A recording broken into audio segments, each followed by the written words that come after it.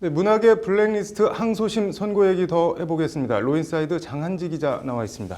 장 기자, 조윤선 전 장관이 문학의 블랙리스트 혐의가 유죄로 인정돼서 징역 2년을 선고받고 법정 구속됐죠. 그 조 전 장관 혐의부터 좀 정리를 해볼까요? 네, 조윤선 전 장관이 받는 혐의는 크게 네 가지입니다. 네. 문예기금 등 지원 배제, 그리고 네. 영화 관련 지원 배제, 도서 네. 관련 지원 배제, 직권남용 그리고 강요, 그리고 국회에서의 위증 이렇게 네 가지입니다. 네. 이 가운데 조 전 수석은 블랙리스트 관련 3건은 1심에서 무죄가 선고됐고요. 네. 그리고 국회 위증만 일부 유죄가 인정돼서 징역 1년 6개월에 집행유예 2년을 선고받고 풀려났습니다. 그런데 오늘 항소심에서 네 가지 혐의가 전부 유죄로 인정이 돼서요. 네. 다시 법정 구속됐고 구치소에 네. 재수감됐습니다. 1심에서 블랙리스트 무죄가 난 이유는 뭐 어땠나요? 네, 정무수석으로서 네. 신동철이나 정관주가 지원 배제에 관여하는 것을 지시하거나 이를 보고받고 승인하는 등의 행위를 담당했다고 인정하기 어렵다는 것이 1심 재판부 판단이었습니다. 네, 1심 판결이 항소심에서 180도 뒤집어진 건데 뭐 때문에 그렇게 된 건가요?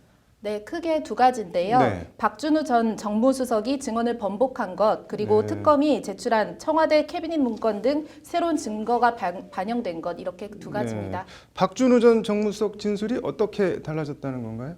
네, 박 전 정무수석은 조윤선 전 정무수석의 이제 전임 수석인데요. 네. 박 전 수석은 지난해 5월 1심 재판에 증인으로 나와서 네. 조 전 장관을 만난 건 맞지만 민간단체 보조금 TF에 대해 설명했는지는 확실하지 않다면서 네. 조 전 수석이 TF 설명을 들은 적이 없다면 제가 그렇게 말하지 않은 것이라고 설명했습니다. 네. 즉 블랙리스트 관련 업무 인수인계를 하지 않았고 조 전 수석은 이를 몰랐을 것이라는 게 이제 박 전 수석 증언 취지고요. 네. 이에 따라서 1심 재판부는 조 전 수석 블랙리스트 혐의에 대해서 무죄를 선고한 겁니다. 네. 항소심에서는 뭐 박준호 전 수석이 증언을 다르게 했나 보죠?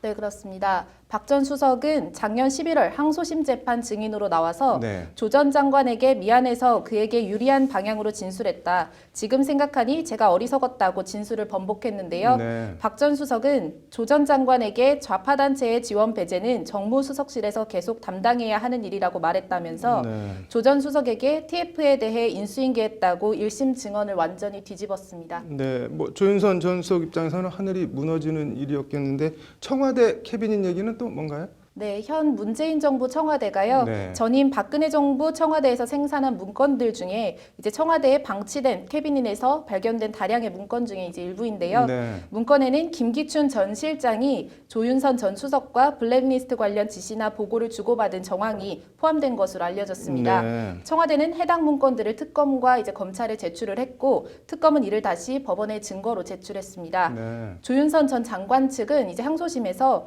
해당 문건은 위법하게 수집된 증거라면서 이제 증거 능력이 없다는 취지로 네. 얘기를 했는데요.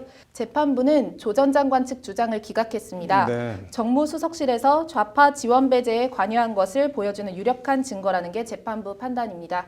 결국 이 두 가지 이유로요. 조 전 네. 장관은 블랙리스트 유죄를 선고받고 1심에서 집행유예로 풀려난 지 180일 만에 다시 구치소에 재수감됐습니다. 네. 오늘 보니까 조 전 장관 항소심 선고 공판 들어갈 때는 흰 머플러를 하고 들어갔다가 나올 때는 머플러를 뭐 풀고 나왔던데 구치소 들어가면은 뭐 어차피 압수당할 거여서 그랬는지 어쨌는지는 잘 모르겠지만 현직 장관 신분 최초 구속과 집행유예 석방 다시 재수감 뭐 조 전 장관 운명도 참 기구하다는 생각이 드네요. 잘 들었습니다.